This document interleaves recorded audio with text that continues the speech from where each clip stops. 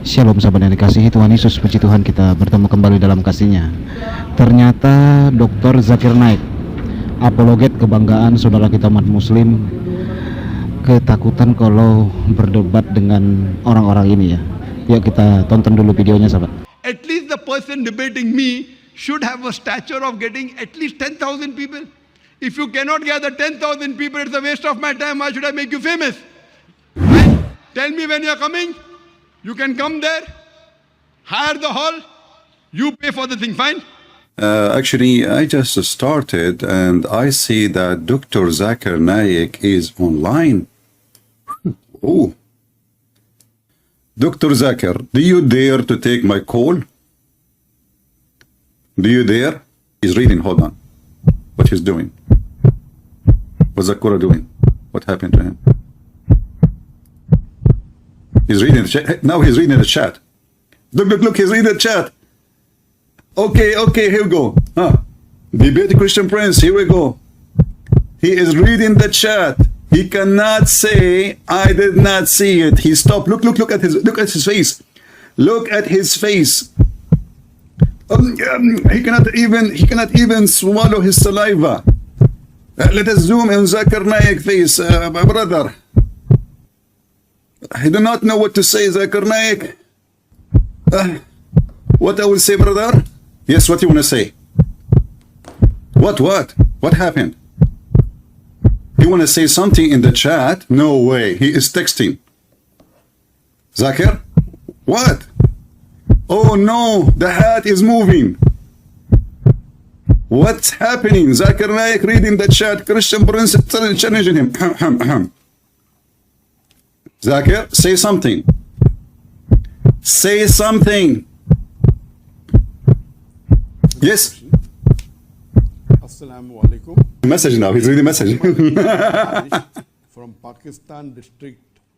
He can see all messages except mine. Big fan. All the time. Debating me?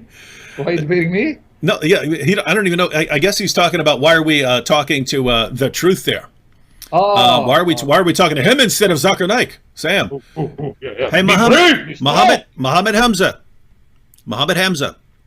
I don't know what planet you live on or what color the sky is in your world, but we've been challenging Zakir Naik for a long, long time. You can even check out the video clip where he says, "Oh, these guys aren't good enough to debate me. They don't have the caliber to face me. That's why I will never face them." And it's funny because the only people Zakir Naik have ever debated weren't debaters, right? They weren't popular debaters.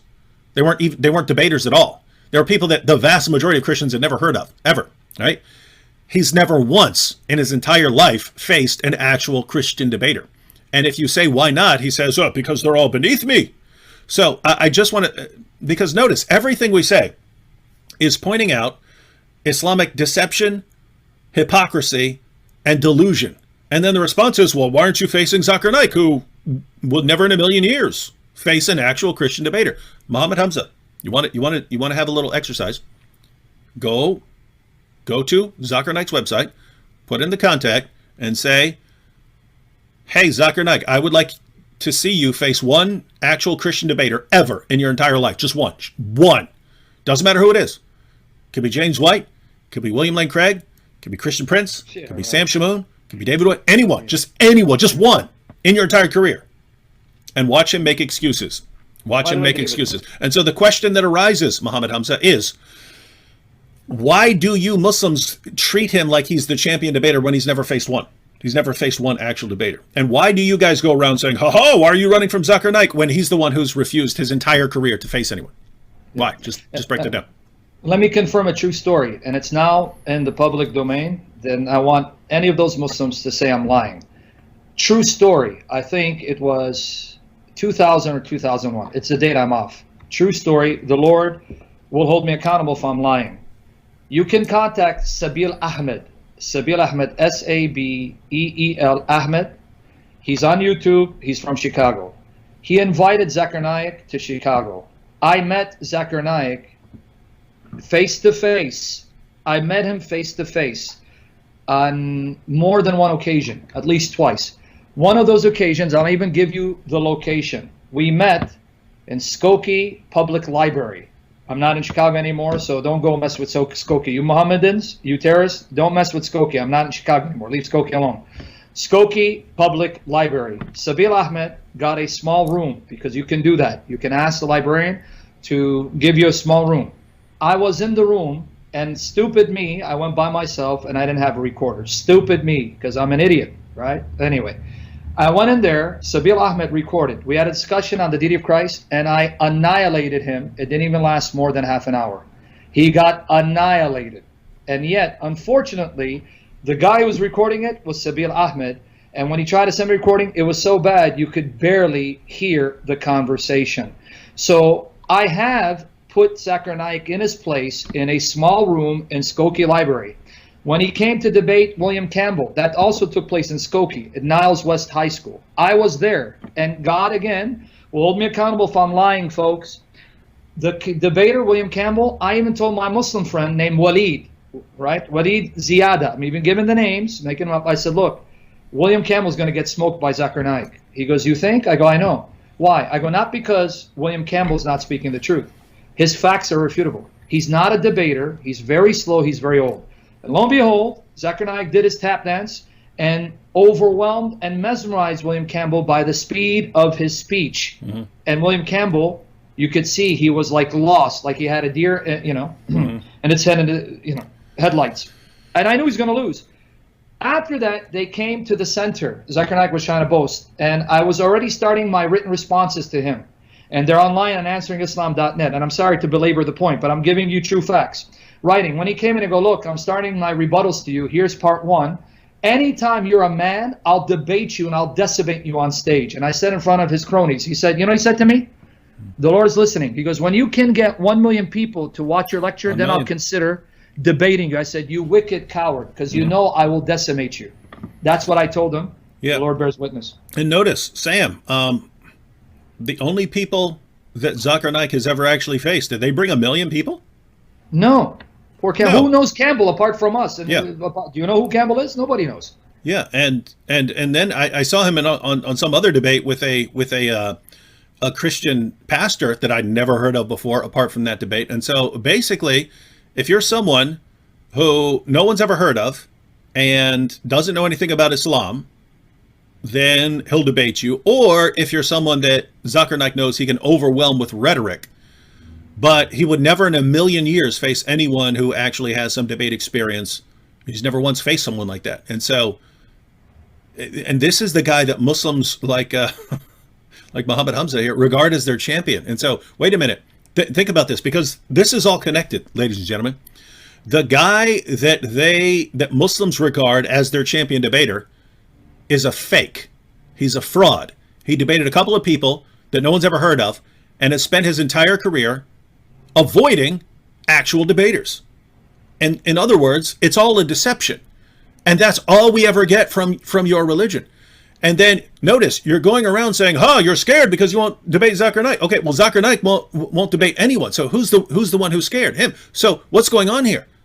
You'll condemn us for not debating. We're happy to debate. And you won't condemn him when he's the actual... Notice, everything comes down to deception, hypocrisy, violence. In this religion, deception, hypocrisy, violence. That's all we ever get. How is this the religion of truth, consistency, and peace? How? It's like Hamza. It's like Muhammad Hamza here lives in opposite world where everything is the exact opposite of reality. So tell me, Muhammad Hamza, why should we believe in your religion when it somehow convinces you to believe the exact opposite of everything reality tells you? I'm interested. I'd like to know, because, I just don't get it. Maybe we're a little slow, but we don't see how you believing the exact opposite of everything that is true or real is good evidence that your religion is true. All right, Sam. The final point I just want to make, because I know your time's running out. Once COVID is over, if it ever is, and they allow us to travel, just so people know this on record, David, would you and I be willing to go to any part of the world to meet these guys and debate? Yeah, of course. There you go. But now we got COVID, so let's do it online. Well, I gotta wait, right? So I just want Yep. people to know, because they keep saying, "Come to the UK if you're brave." Yeah, guys, you guys could come. Any of your champion debaters could come on live with us this week. Set it up. Zakir Naik, love to have you this week. Any of you other guys, love to have you this week. Now, here's what's funny, ladies and gentlemen. I don't think any of these guys has to join us live for a debate or for a discussion. I don't think that. But why are the Muslims here constantly saying, "Why aren't you facing him? Why isn't he with you live?" Guys, that's not on us. What level of insanity and delusion do you have to be that you think we're the ones running? We're inviting these, every live stream we do, we invite all of these guys on. We said, well, they can all come on at the same time. They never come near us, and we're the ones who are running. What does your religion do to your ability to think? What is this, man? Ya sahabat yang terkasih, saya sudah banyak sekali nonton video tantangan dari David Wood, Christian Prince, dan apologet Kristen lainnya menantang Zakir Naik untuk berdebat. Tetapi Zakir Naik sering menolak ya, dengan berdalih bahwa kalau dia berdebat dengan penantang-penantangnya tersebut harus dihadiri paling sedikit 10.000 orang. Ya, saya juga heran ya kalau lihat Zakir Naik itu debat ya. Kadang ya nggak tahu apa sebabnya. Kalau memang benar dia ingin menyebarkan syiar atau berdakwah gitu ya, seharusnya dia mau dong berdebat dengan mereka-mereka yang menantang ini ya, karena kesempatan dong bagaimana supaya Christian Prince, David Wood, atau yang lain-lainnya, atau Zakaria Botros gitu ya, supaya masuk Islam. Seharusnya itulah momen yang tepat. Tetapi kenapa dia menolak kan gitu ya, dan harus dihadiri begitu banyak orang, apalagi di zaman teknologi ini ya, bisa saja kan lewat online. Banyak aplikasi-aplikasi yang bisa kita lakukan untuk berdebat gitu ya, secara live streamnya dan yang lain-lainnya. Banyak sekali sebenarnya kalau memang dia mau gitu ya. Kenapa harus di depan orang banyak gitu? Dan herannya kita, apabila ada orang bertanya kepada Zakir Naik, selalu dikelilingi oleh orang-orang kayak bodyguard gitu, yang saudara seiman dengan dia, dikelilingi terus dipelototin gitu ya.